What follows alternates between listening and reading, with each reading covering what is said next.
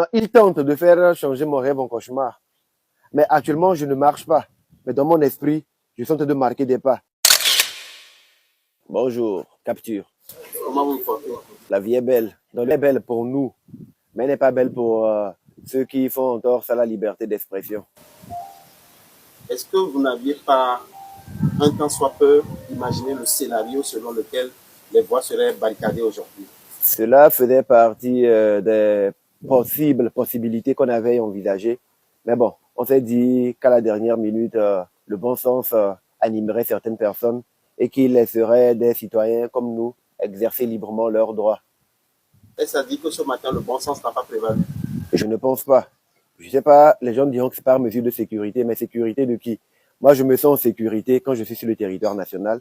Et c'était ma manière à moi de prouver que le pays est un pays de droit, un pays démocratique. C'est la raison pour laquelle je voulais sortir librement, faire mes 100 pas. Malheureusement, ils sont en train de me donner tort. Alors, vous voulez faire 100 pas, mais vous savez que derrière, il y a quand même des choses qui ont été dites sur les réseaux. On sait que derrière les 100 pas, c'est quand même une marche de protestation. Oui, c'était mes marches de protestation. Et c'est à juste titre. Je suis moi-même victime de torture. Je l'ai subi, on ne m'a pas rencontré. Je ne l'ai pas vu à travers les écrans du cinéma. Non, je l'ai vécu. Je suis une victime vivante des tortures. Et vu comment nous sommes dans un pays où je ne suis pas la seule personne, les cas de torture font maintenant légion, il fallait trouver une manière d'élever les énergies pour dire que non, nous sommes contre cela et que nous souhaitons que les tortures s'arrêtent. Donc oui, je suis sorti pour marcher contre les tortures. Et parce que je suis aussi victime de la mauvaise gouvernance, je voulais le manifester. Et c'est dans un pays démocratique que nous sommes censés être. Rien ne m'empêche normalement de pouvoir l'exprimer si je le veux. Surtout que je suis dans un esprit pacifique, sans violence. Alors, les militaires qui étaient venus, qu'est-ce qu'ils vous ont dit concrètement? D'abord, quand j'ai commencé à avancer avec la file indienne qu'on commençait à créer, ils ont débarqué de partout. Ils étaient une bonne vingtaine au départ. Et ils nous ont intimé l'ordre de nous disperser. Ils ont demandé que moi je puisse rentrer à la maison.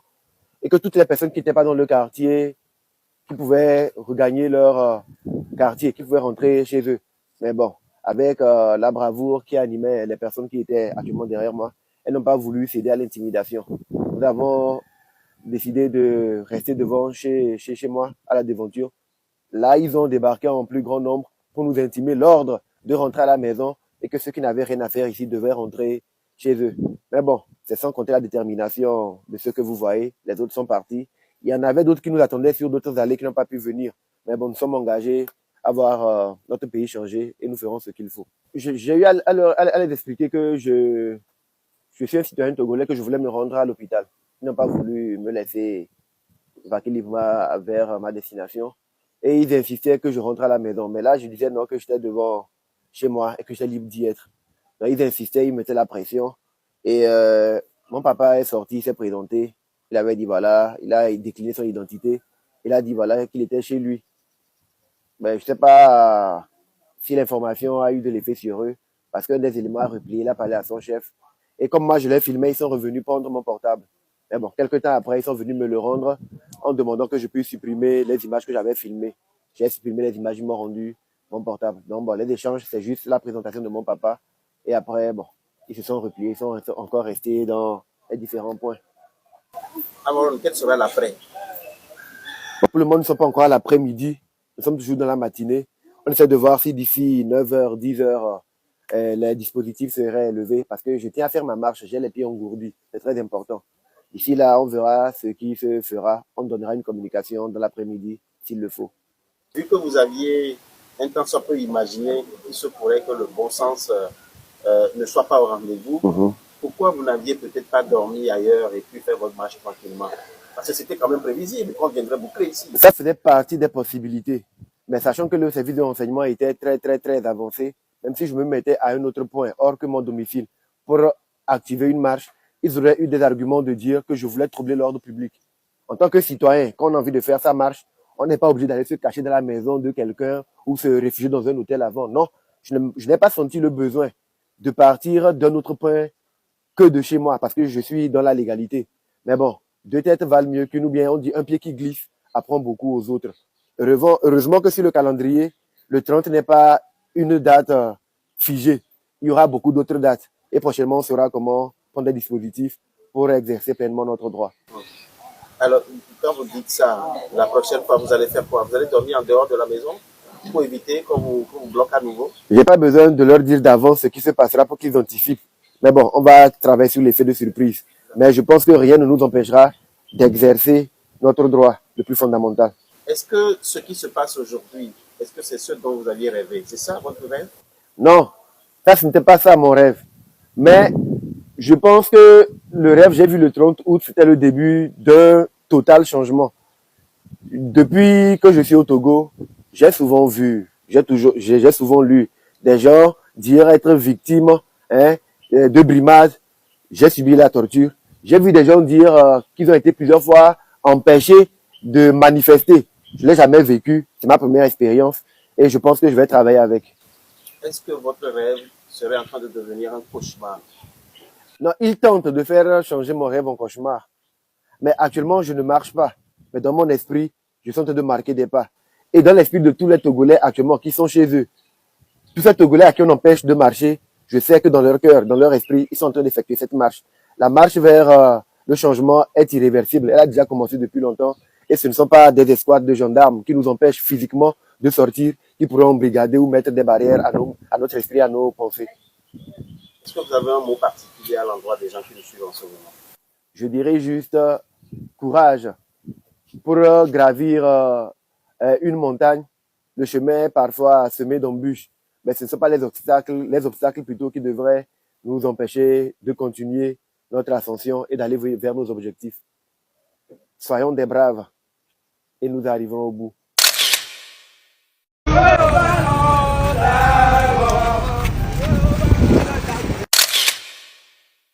Ngeti nyami tora ba sport yelo nya jade bi re ko to nya jade bi re ti nyami toro ko to mi na wo we gbe an to mi ka to le motive to be nya bi jo a je ni nya pudu bi re ko to en ti mi toro to ba mo amero jo me le nyon en ti mi toro lo jo me to me le nyon mo me le nyoro en ti nyami toro na ti mi to nya pudu ba we ko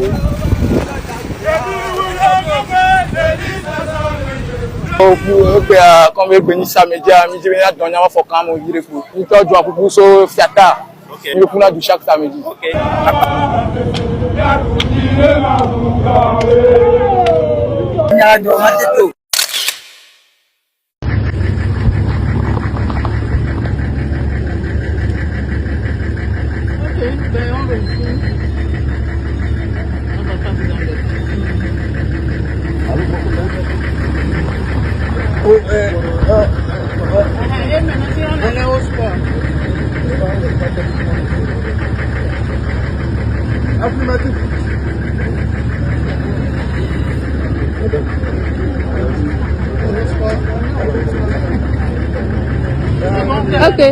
Non, c'est bon, on y va, on retourne. On s'aligne, on y va. On s'aligne, on rentre. Non. Mais pourquoi pas? Pourquoi ne pas nous aligner? Hein? Mais qu'est-ce que vous allez nous... C'est dans la lignée. Attends, on dit de ne pas s'aligner, c'est un problème. Bon, marchons. Marchons, non? De ne pas s'aligner, non? De ne pas s'aligner. C'est le colonel qui a dit de ne pas s'aligner. Ah, alignez-vous, on y va. On rentre, on s'aligne, on y va. On y va, on y va. Mais on y va, mais marchez seulement, marchez seulement. Attends, on dit de ne pas s'aligner. L'autre marche, l'autre est derrière. Si je veux une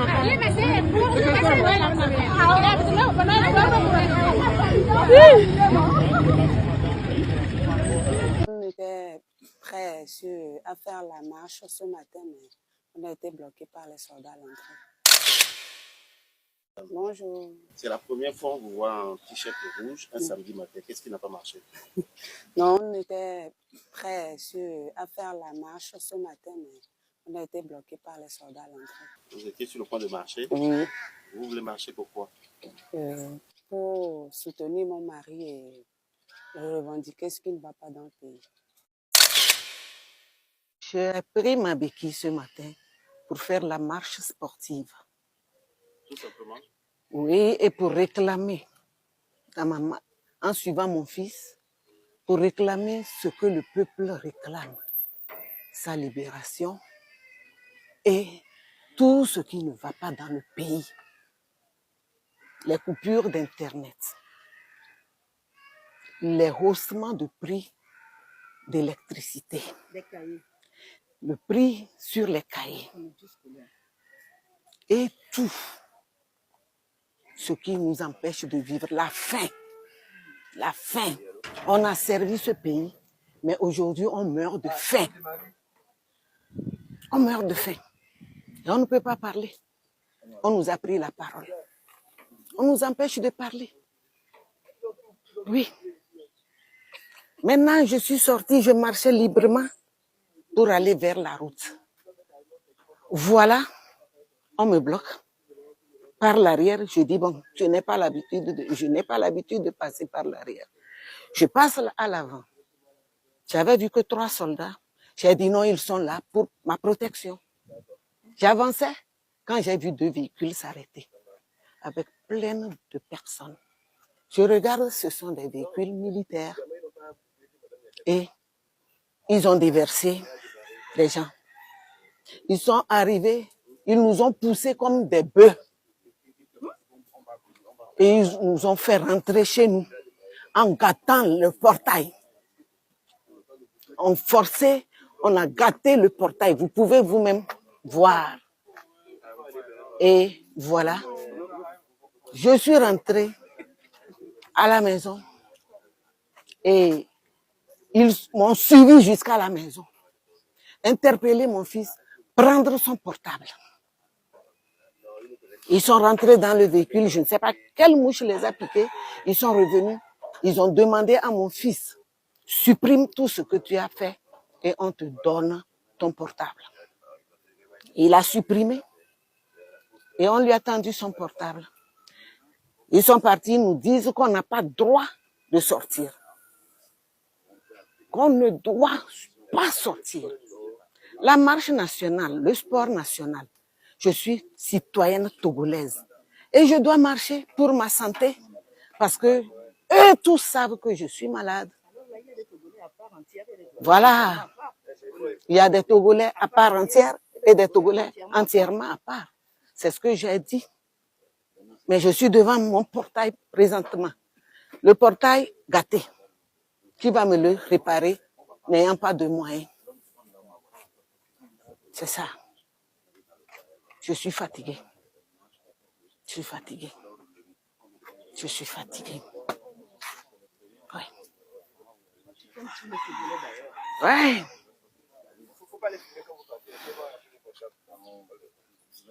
C'est ça.